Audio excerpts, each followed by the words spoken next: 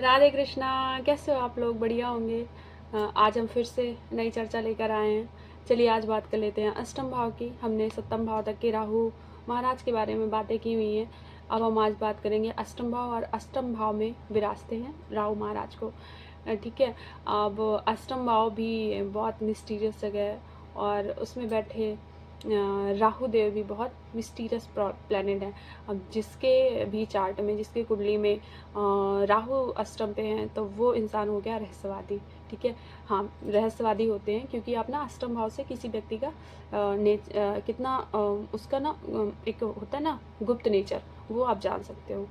अच्छा, जो चीज़ें जो हमारे सामने अचानक से आ जाती हैं, जिनको हम छुपाना चाहते हैं, हमें नहीं दिखाना है, वो फिर आप कुछ भी कह लीजिए, अपने कोई भी रिश्ते कह लीजिए, और वो आपसे नहीं छुप पा रहे हैं, अचानक से सामने आ जा रहे हैं। ये अष्टम भाव के स्वामी और अष्टम भाव की दशा अंतर्दशा पे आपको चीज़ें पता चलती हैं। और कौन से प्लैनेट बैठे हैं, आप क्रूर बैठे हैं, सॉफ्ट प्लैनेट बैठे हैं, सॉफ्ट प्लैनेट बैठे हैं, तो चीज़ें बहुत जल्दी आपके सामने आ जाती हैं, आप कितना भी चाह लो। अगर क्रूर प्लैनेट बैठे हैं तो भी स्थितियाँ देखी जाती हैं। जैसे पंचम भाव से अगर अष्टम का कनेक्शन करना है, तो उससे आप देख सकते हो आपके अफेयर वगैरह, ये सारी चीज़ें।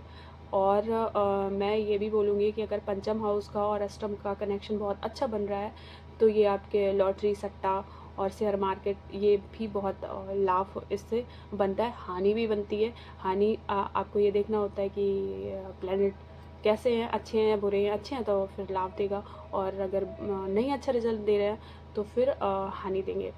ठीक है।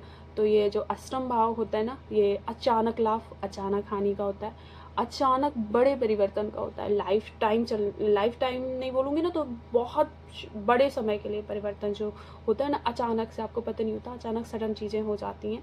तो ये वो दिखाता है जब भी आपकी अष्टमेश की या अष्टम भाव पे बैठे ग्रह की दशा या अंतर्दशा चलेंगी, आपको बहुत अच्छे से एक्सपीरियंस करने को मिलेगा कि मेरी लाइफ में क्या क्या हो रहा है। ठीक है।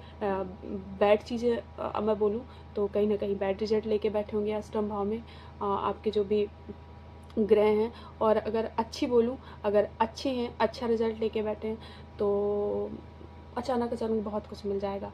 ये ना एक यहाँ से गड़ा धन देखते हैं। गड़ा धन समझ रहे हैं आप? जो दबा हुआ धन आपका घर में, आपके पूर्वजों का, या किसी का मृत धन, मतलब किसी के जाने के उपरांत उसने आपको टेक ओवर कर दिया, जाने के पहले ही आपका वो जो भी होता है, तो वो अचानक से मिल जाना, ऐसे धन की प्राप्ति होती है।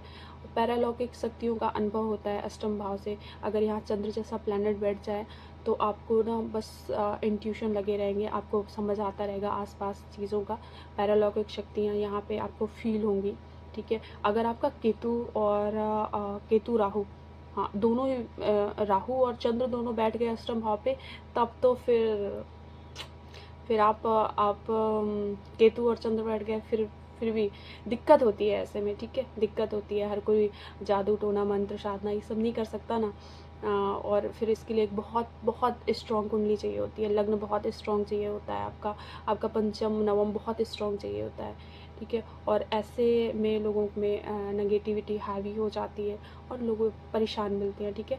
अष्टम और द्वादश दो भाव होते हैं जिनसे ये सारी चीज़ें भी देखी जाती हैं। अच्छा, जैसे अष्टम भाव में आप गुप्त विद्या, ठीक है, अष्टम भाव के राहु बैठता है, बिल्कुल गुप्त विद्याओं की तरफ आपको अट्रैक्ट करता है। और अगर अब देखिए, मैंने बोला था ना, राहु के लिए ना आप राशि देखो किस राशि में बैठा है। ठीक है। तो उस राशि के अकॉर्डिंग वो कर्म करवाने लग जाता है। कर्म की राशि लेके बैठेगा शनि की, तो आप अष्टम भाव है ही, तो आपके जो स्पाउस होंगे या उनका कुटुंब होगा, वो बहुत दूर से होंगे, या तो फिर कर्म आपका फॉरेन से रिलेट करेगा। मैं स्पाउस की बात इसीलिए ले आई क्योंकि इससे आपका ससुराल देखा जाता है। सप्तम से आपका स्पाउस देखा गया, उसका दूसरा उसका कुटुंब बना। ठीक है। जैसे आप हो, खुद का लग्न देखा जाता है ना अपना, खुद का लग्न से उसका दूसरा आपका कुटुंब, ऐसे ही सप्तम भाव से दूसरा आपका ससुराल। ठीक है। आपके पति या पत्नी का कुटुंब, तो इससे ये देखा जाता है। राहु यहाँ पे सही नहीं करने देते। सही में क्या नहीं करने देते ना, राहु उम्मीद है। उसको ना मैंने बोला था अपनी वीडियो में, उसको चाहिए होता है, उसकी बहुत सारी उम्मीदें होती हैं। वो उसके अभी इतना चाहिए था नहीं मिला, इतना अभी चाहिए, अभी इतना चाहिए होगा, ये चीज़ें वो बोलता ही रहता है। मुझको अब ससुराल से उम्मीदें लगा के बैठेगा, तो ये तो सही नहीं होता ना। ये होता है, ठीक है। इसी चक्कर में अनबन बनी रहती है ससुराल से व्यक्ति की। आप मुझे कमेंट बॉक्स में बताइएगा, अगर ऐसा है तो बिल्कुल मुझे एक बार आप मुझे कमेंट किया करो, और जो भी पूछना हुआ करे बताया करो, जो भी आपको बताना हुआ करे प्लीज़ मुझे बताया करो, ठीक है। तो अभी मैं बात करूँ अष्टम भाव की। ये राहु देव यहाँ पे व्यक्ति को बहुत ही रहस्यवादी बनाते हैं और आपको गुप्त विद्याओं से जोड़ते हैं।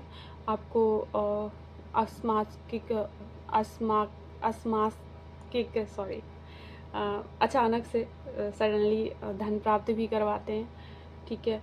और अगर बैड रिजल्ट दे रहे हैं राहु महाराज, तो फिर ये अचानक से आपको बहुत सारे खर्चे और अचानक से धन जाएगा, आपको पता ही नहीं लगेगा कि ये दशा इतनी बुरी क्यों गई, ठीक है। अब वो जानने के लिए पूरी कुंडली देखनी होती है। मैं ये नहीं बता सकती किसका राहु बहुत अच्छा रिजल्ट दे रहा है तो आएगा, किसका बुरा तो नहीं आएगा। मैं एक ही थ्योरी नहीं लगा सकती कि अच्छे नहीं कर सकती, क्योंकि अष्टम हाउस में राहु बैड रिजल्ट अक्सर देखे गए हैं। और अगर वो अच्छे हुए, अब देखो आप राहु बस की बात कर रही हूँ मैं अभी तो फ़िलहाल। दूसरे भाव पे आपके केतु आए, अब या वहाँ पे केतु, वहाँ भी केतु कुटुंब भाव पे, डिटैचमेंट का कारक, कुटुंब से आपके डिटैच करते हैं। आपकी एक वाणी ना एक बहुत ही कड़वी बना देते हैं आपको। आपका संचित धन वो आपको छोड़ना पड़ता है, आपका नहीं रह पाता। आप कितना भी ट्राई करो अपनी इन्वेस्टमेंट करने का, बट नहीं बन पाती है। चंद्र की राशि में बन गई तो फिर ये तो डेफिनेटली देखने को मिलता है। और राशि मैंने बोला ना, राशि संबंध, जिस घर पे गए हो ना, जिस घर पे जो ग्रह गया है, तो वो रिजल्ट किसका दे रहा है, मिक्स रिजल्ट देता है। एक अपनी राशि जो बनी होती है उस राशि के अकॉर्डिंग वो अपना दोनों मिलके रिजल्ट देते हैं उस घर का, ठीक है। अभी मुझे जाना होगा, इतना ही। फिर आप मुझे बताइएगा मुझे किस में वीडियो बनाऊँ, मैं ज़रूर बनाऊँगी। राधे कृष्णा।